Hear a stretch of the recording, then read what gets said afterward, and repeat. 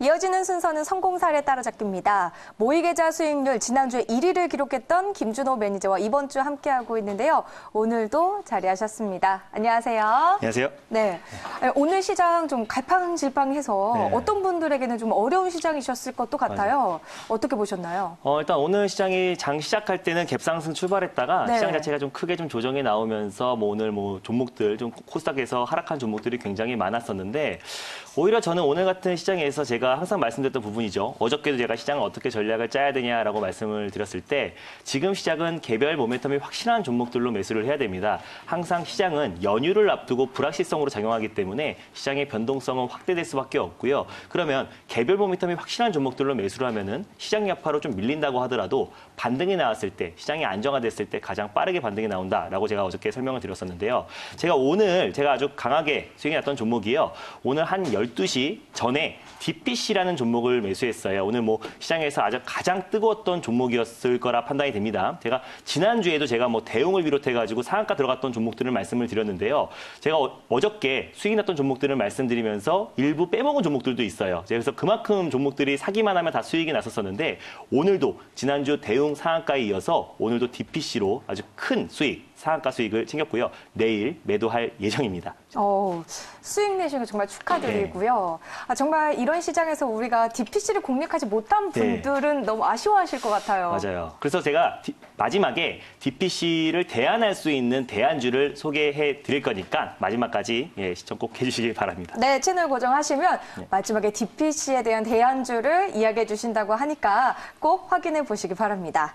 그럼 이제 오늘 본격적으로 이야기를 해주셔야 되는데 어제 예고해 주셨다시피 오늘 ELW, ETF 이야기를 해주신댔잖아요. 바로 그 이야기부터 들어볼까요? 일단 오늘 제가 ETF나 ELW에 대해서 간단하게 설명을 드릴게요. 왜냐하면 우리가 투자를 함에 있어서 어느 정도 해지와 또 그리고 시장에 여러 가지 다각도로 투자를 했을 때 주식 하나만으로는 분명히 단점이 있습니다. 그래서 그걸 보완할 수 있는 상품을 제가 간단하게 소개해 드릴 건데요. 요즘에 ETF 상품, 특히 선물 인버스 상품을 굉장히 많이 할 거예요. 원유 인버스도 굉장히 많이 투자를 하셨고 최근에 코덱스 200 선물 인버스라든지 또 코스닥 150 인버스를 매수하시는 분들이 많은데 저는 무조건 인버스를 매수하지 말라는 주의입니다. 왜냐하면 주식을 보통 90% 이상 매수를 했다고 봤을 때 비중 5%, 비중 10% 인버스를 매수했다고 했을 때 시장이 마이너스 10%까지 급락이 나왔을 때 인버스는 10% 수익이 날 수 있겠지만 종목들은 보통 시장이 10% 빠졌을 때는요. 마이너스 20에서 30% 이상의 하락이 나오는 종목들이 속출할 겁니다. 그렇다고 인버스의 비중을 많이 실어버린다고 한다면요. 제가 차트를 보면서 설명을 드릴게요. 이게 지금 코스피 지수 월간 봉인데요. 2008년도에 만약에 예를 들어서 금융위기 때 인버스를 매수했다. 추가적으로 더 급락이 나올 것 같아서 인버스를 매수했다고 하면은 지금까지도 12년이 지난 지금까지도 다시는 돌아올 수 없는 가격에 매수를 했기 때문에 인버스 같은 경우는 투자에 굉장히 조심하셔야 되고요. 어설픈 비중으로 조금 매수했다가 종목들은 죄다 90% 이상 있는 종목들은 죄다 손실 중인데 인버스 하나 시장 10% 빠졌다고 10% 수익 났다고 좋아할 게 아닙니다. 그래서 인버스 투자는 비중을 많이 실어야 되는데 비중을 많이 실으면 실을수록 그 또한 리스크가 증폭되기 때문에 오히려 인버스 투자는 투자하는데 굉장히 주의하라. 그래서 오히려 레버리지 상품을 사는 게 좋지 인버스 투자는 굉장히 주의하시라라는 관점에서 다시 한번 말씀드리겠고요. 그럼 ETF, 인버스를 대안한 상품을 제가 설명을 드리도록 하겠습니다. 그 상품은요, ELW라는 상품이에요. 주식 워런트 증권인데 주식입니다. 여러분들이 사용하시는 그 주식 계좌 그대로 사용할 수가 있는데 성격이 옵션과 같다. 그러니까 시간 가치가 있다라고 보시면 좋을 것 같죠. 그래서 한마디로 권리가 있는 증권인데요.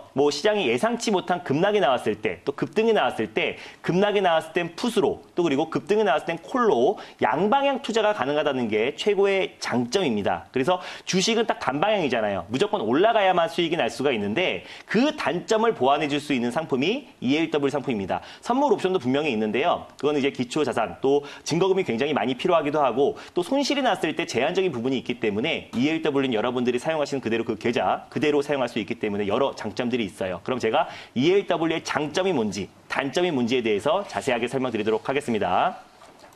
자, 일단 ELW가 장점이 뭐냐? 아까 설명드렸던 부분이죠. 상승에는 콜, 또 그리고 하락에는 풋으로 양방향 매매가 가능하다는 게 가장 큰 장점이에요. 우리가 시장이 빠졌을 때 대안할 수 있는 상품이 없잖아요. 그래서 인버스 투자를 많이 하시는데 인버스엔 단점이 굉장히 많다고 방금 전에 설명드렸습니다. 그래서 소액으로 투자가 가능한 ELW로 양방향 투자가 가능하다는 게 최고의 장점이고요.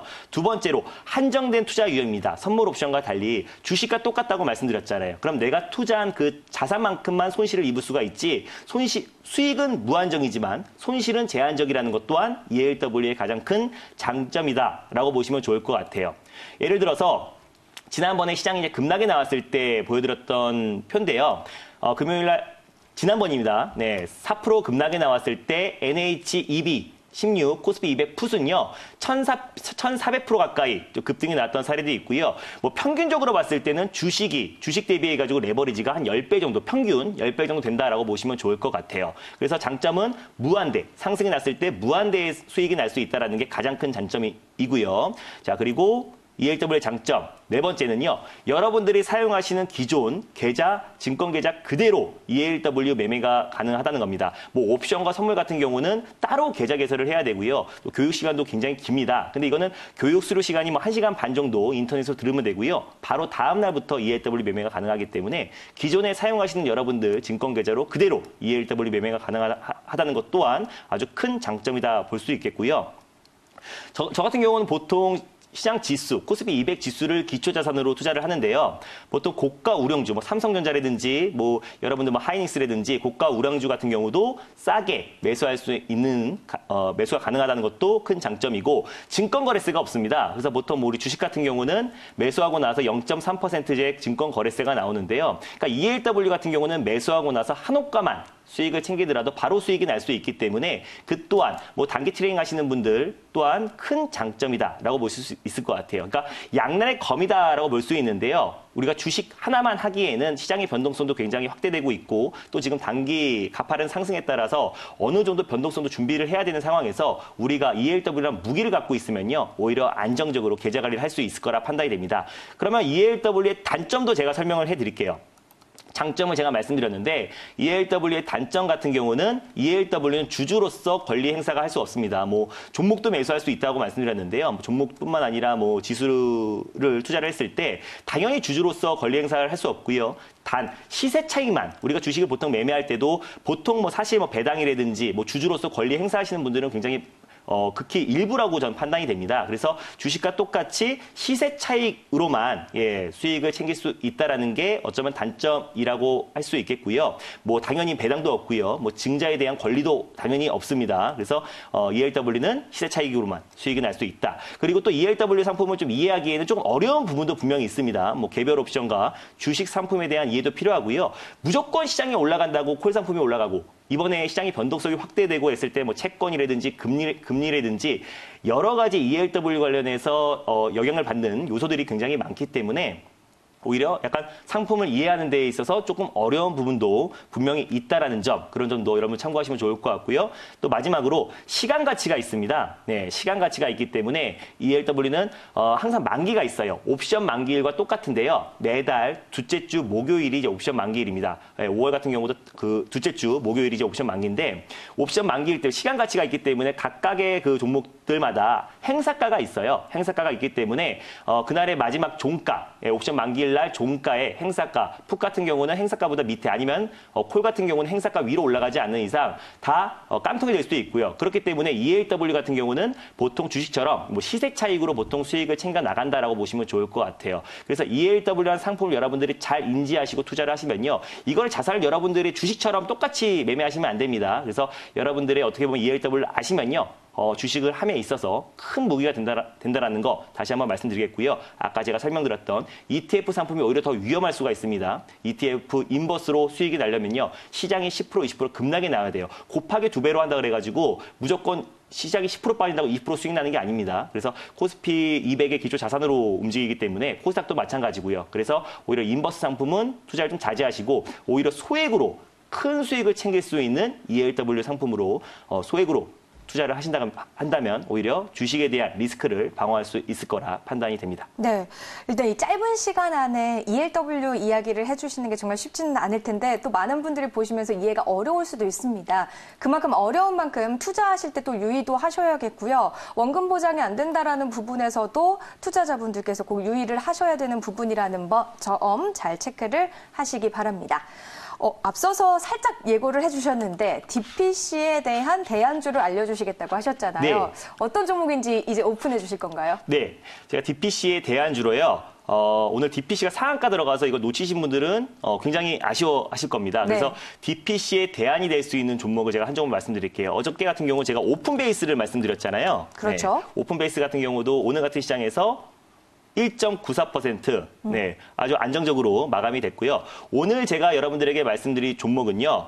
바로 DPC 제2의 DPC라고 할 수도 있겠죠. 네, 초록뱀이라는 종목을 말씀드리겠습니다. 뭐 초록뱀 또한 오늘 뭐 장중에 8.42, 장중에는요, 거의 15% 이상의 좀 반등이 나오기도 했었어요. 그래서 DPC 상한가 들어가고, 에비세비콘도 급등이 나왔던 걸 비하면요, 크게 상승 나왔던 건 아닌데, 오히려 그 모멘텀이 계속해서 지속될 걸로 좀 판단이 됩니다. 그래서 초록백 같은 경우는 이번에 한한령 해제 기대감, 또 그리고 중국 유튜브라고 하죠. 유쿠에서 한국 콘텐츠가 올라왔을 때 가장 강하게 올라갔던 콘텐츠 수혜주이기도 하고요. 그래서 그날 4월 10일 날 상한가가 들어갔던 종목인데요.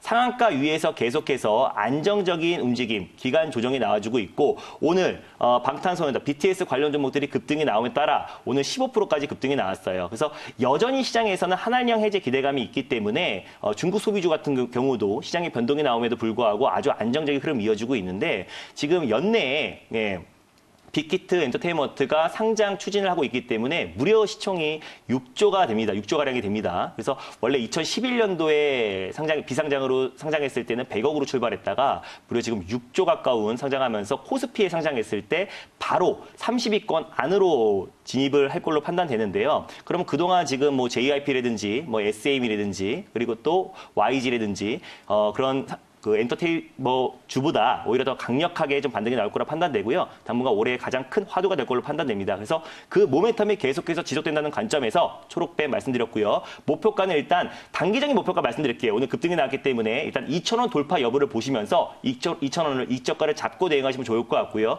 현재가 기준에서 2,000원도 내일 충분히 6에서 7% 이상 수익을 낼 수 있을 거라 판단되고 2,000원 돌파했을 때 2,100원까지 보시면서 대응하시면 좋을 것 같고요. 손절 라인 때는 오늘 시가인 1,740원 라인대를 잡고 대응하시면요. 편안하게 수익을 챙길 수 있을 거라 판단이 됩니다. 네, 오늘도 무료 방송 하시죠? 네, 오늘도 바로 이어가지고요. 4시 40분에 바로 장마감 방송을 합니다. 그래서 오늘 제가 DPC를 사자마자 상한가가 들어갔는데요. 계속해서 강력한 종목도 지난 대웅에 이어서 계속해서 강력한 수익 이어나가고 있으니까 내일 시장 전략 그리고 또 연휴 이후에 다음 주에 어떻게 시장 전략을 짜야 되는지 자세하게 말씀드릴 거니까 많은 참여 부탁드리겠습니다. 네, 김준호 매니저와 좀 아쉬운 분들은 또 무료 방송에서 만나보시기 바랍니다.